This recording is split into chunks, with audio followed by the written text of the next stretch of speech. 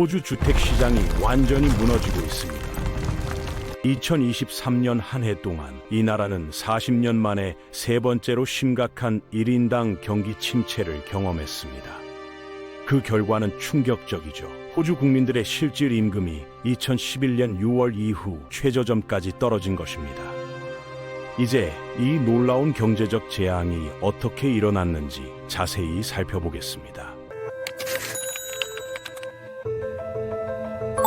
호주의 주택 위기를 이해하려면 먼저 숫자들이 말하는 진실을 직시해야 합니다. 현재 멜버른에서 평균적인 주택을 구매하려는 가정은 연간 최소 17만 달러를 벌어야 하는 상황이에요. 시드니의 경우 그 금액이 무려 26만 달러까지 치솟습니다. 이는 두 도시의 가구 평균 소득이 10만 달러라는 현실과 비교했을 때 절망적인 격차를 보여주죠. 더욱 심각한 것은 이 문제가 주요 도시에만 국한되지 않는다는 점입니다. 2020년 이후 브리즈번, 애들레이드, 퍼스 같은 지방 도시들에서도 주택 가격이 50% 이상 폭등했지만 같은 기간 임금 상승률은 겨우 12%에 머물렀어요. 이런 불균형은 젊은 세대에게 특히 치명적인 타격을 가했습니다. 34세 미만 연령층의 주택 소유율이 약 25%나 급감한 것이 이를 증명하죠. 호주 주택 시장의 광기를 보여주는 가장 극단적인 사례가 바로 시드니에서 일어났습니다. 화장실도 없고 전기시설도 갖춰지지 않은 채 주방조차 없는 집이 경매에 나왔어요. 그런데도 치열한 입찰 경쟁이 벌어졌고 결국 350만 달러라는 천문학적인 가격에 낙찰되었습니다. 이는 호주 부동산 시장이 얼마나 비이성적으로 과열되어 있는지를 극명하게 보여주는 사건이었죠. 그렇다면 주택을 포기하고 임대라도 해보면 어떨까요? 안타깝게도 임대 시장도 지옥과 다름없는 상황입니다. 시드니의 월 평균 임대료는 3,000달러를 넘어섰고 브리즈번도 2,500달러로 그 뒤를 바짝 쫓고 있어요. 과거 호주의 임대료는 매년 적정 수준으로 상승해왔지만 2020년 이후부터는 연간 8% 이상씩 급등하고 있는 실정입니다. 임대주택을 구하는 것 자체도 전쟁과 같아요.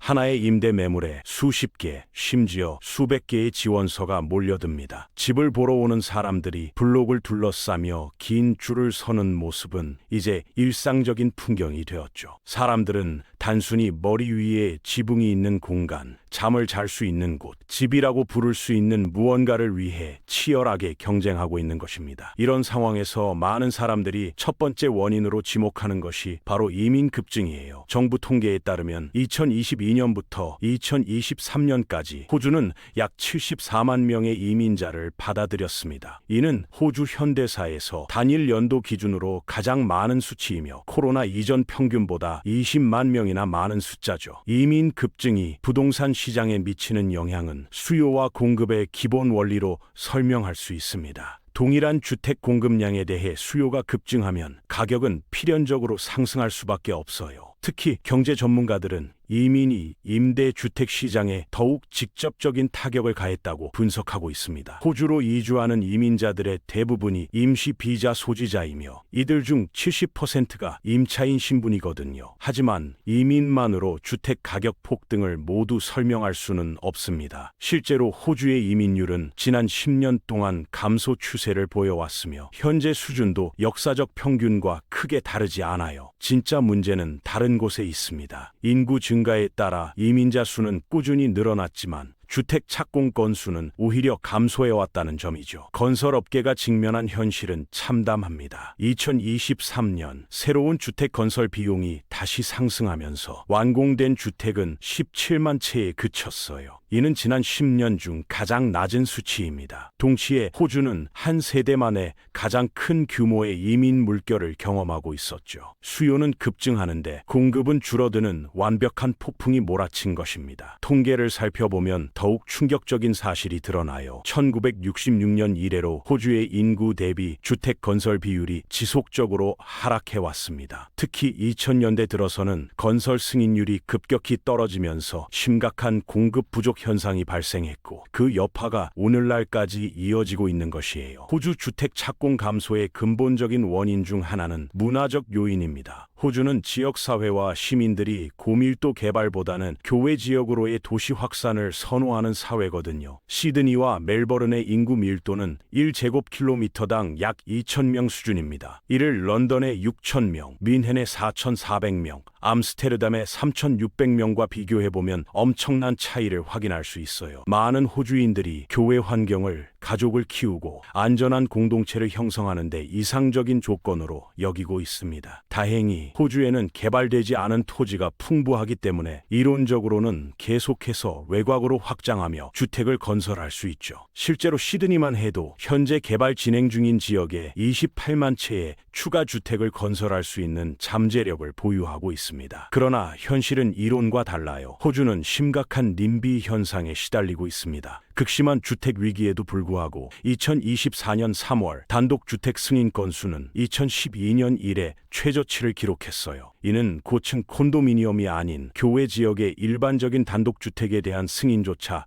제대로 이뤄지지 않고 있음을 의미합니다. 강력한 지역사회의 반대와 정부의 복잡한 행정 절차로 인해 주택 개발 승인에 소요되는 시간이 극도로 길어졌어요. 뉴사우스웨일즈주에서 단독주택 개발 승인을 받으려면 평균 111일이 걸리며 리버풀 지역에서는 288일까지 늘어납니다. 이를 텍사스와 비교해보면 미국에서는 보통 일주일도 채 걸리지 않는다는 점에서 그 차이가 극명하게 드러나죠. 이런 긴 대기 시간은 정부가 설정한 주택 건설 목표 달성을 사실상 불가능하게 만들고 있습니다. 현재 호주는 정부의 저렴한 주택 공급 목표를 충족하는 데 필요한 수준보다 40% 적은 주택만을 건설할 계획을 세우고 있는 상황이에요. 낮은 주택 건설 승인율은 인위적인 토지 부족 현상을 야기했고 이는 곧바로 토지 가격 상승으로 이어졌습니다. 2020년 이후 주택 가격이 아파트 가격보다 3배나 빠르게 상승한 것도 이런 맥락에서 이해할 수 있어요. 토지가 점점 희소한 자원이 되어가면서 경제적으로 토지를 취득하고 개발하는 데 드는 비용이 기하급수적으로 증가하고 있는 것입니다. 흥미롭게도 이런 현상은 거의 전적으로 의도된 결과예요. 토지가 부족해지면 기존 주택 소유자들에게는 이익이 되거든요. 이는 특히 젊은 세대에게 치명적인 영향을 미쳤습니다. 일반 인구의 주택 소유율이 8% 감소한 것에 비해 젊은 세대의 주택 소유율은 25%나 급감한 것이 이를 증명하죠. 이민과 낮은 개발률이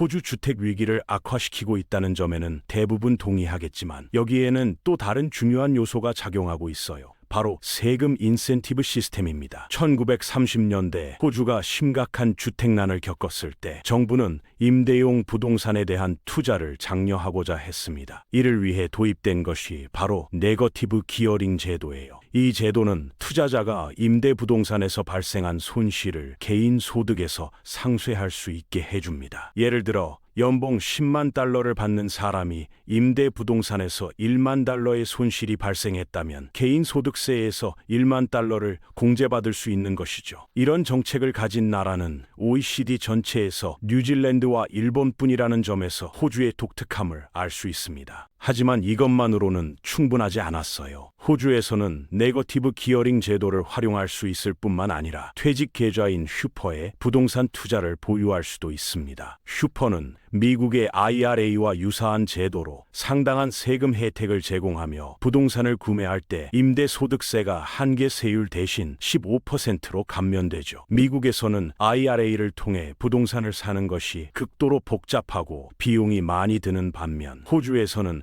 매우 간단하고 종종 권장되는 투자 방법입니다. 여기에 더해 1999년 호주 정부는 부동산 매매로 인한 자본 이득에 대한 세금을 50% 감면해 주어 자산을 연금으로 보유하고 있다면 실제로는 10%의 세금만 내면 되도록 했어요. 부동산 투자자에게 이렇게 유리한 세금 제도를 갖춘 나라는 지구상에 거의 없습니다. 호주는 정말로 예외적인 사례죠. 이런 세금 제도는 엄청난 비판을 받아왔으며 반대하는 측에서는 이 제도가 기존 토지 소유자와 고령 호주인들에게만 물질적 이익을 준다고 주장하고 있습니다. 실제로 이런 세금 정책들은 부동산 투자를 과도하게 조장했고 납세자들에게 연간 약 80억 달러의 비용을 초래하고 있어요. 모든 투자 부동산의 50에서 80%가 네거티브 기어링되어 있다는 사실은 이 시스템이 얼마나 문제가 있는지를 보여줍니다. 수익이 나지 않는 부동산에 대한 투기를 조장하는 시스템은 매우 결함이 많고 독특한 현상이죠. 이로 인해 또 다른 심각한 문제가 발생했습니다. 호주에서는 부동산 같은 비생산적 자산에 투자하는 것이 너무나 유리하기 때문에 다른 분야에 투자하려는 사람이 거의 없어졌어요. 호주의 생산성 증가율은 지난 수십 년 동안 지속적으로 둔화되어 왔습니다. 2010년부터 2020년까지 연평균 노동 생산성 성장률은 1.1%에 불과했으며 이는 이전 10년보다 상당히 낮은 수치예요. 이런 현상의 상당 부분은 호주 내 비서비스업 및 비광업 부문에서의 혁신과 성장 부족에 기인합니다. 호주의 혁신 부족 정도를 파악하는 가장 좋은 방법은 GDP 대비 연구개발 지출 비율을 살펴보는 것이죠. 2022년 호주는 GDP의 1.7%를 R&D에 지출했는데 이는 다른 주요 국가들과 비교했을 때 정말 참담한 수준입니다. OECD 평균이 2.4%이고 미국, 독일, 영국 등 주요 선진국들이 모두 호주보다 훨씬 높은 비율을 보이고 있어요. 그 결과 1인당 명목 GDP와 1인당 실질 GDP가 지난 10년 동안 거의 증가하지 않았습니다. 임금과 취업 전망은 하락하고 있는 반면 생활비는 계속 오르고 있는 악순환이 계속되고 있는 것이죠. 사업세와 소득세를 비교해봐도 호주에서는 토지 소유가 가장 중요한 투자 활동으로 간주되고 있다는 점이 명확해집니다. 호주에서 부과되는 평균 소득세는 OECD 국가 중 3개국을 제외한 모든 국가보다 높으며 법인세도 마찬가지예요. 호주의 법인세율은 OECD 평균보다 6.3%나 높습니다. 호주의 중소기업 세금을 캐나다와 비교해봐도 호주의 중소기업 세금이 2.5배나 높은 수준이에요. 현재 호주는 소득세와 법인세에서 정부 수입의 상당 부분을 차지하고 있으며 부동산에서 거두는 수입은 비례적으로 적습니다. 찰리 멍거의 유명한 말처럼 인센티브를 보여주면 결과를 보여드리겠습니다. 여기서 정부는 주택에 대한 투기를 장려하는 한편 열심히 일하고 생산적인 사업을 구축하는 데에는 페널티를 부과하고 있어요. 토지를 축적하려는 동기가 극도로 불공평한 경제 시스템의 결과를 낳고 있는 것입니다. 호주의 주택 위기에 대해 특정 정당을 비난하는 것은 쉬운 일이겠지만 실제로 이 문제는 수십 년에 걸쳐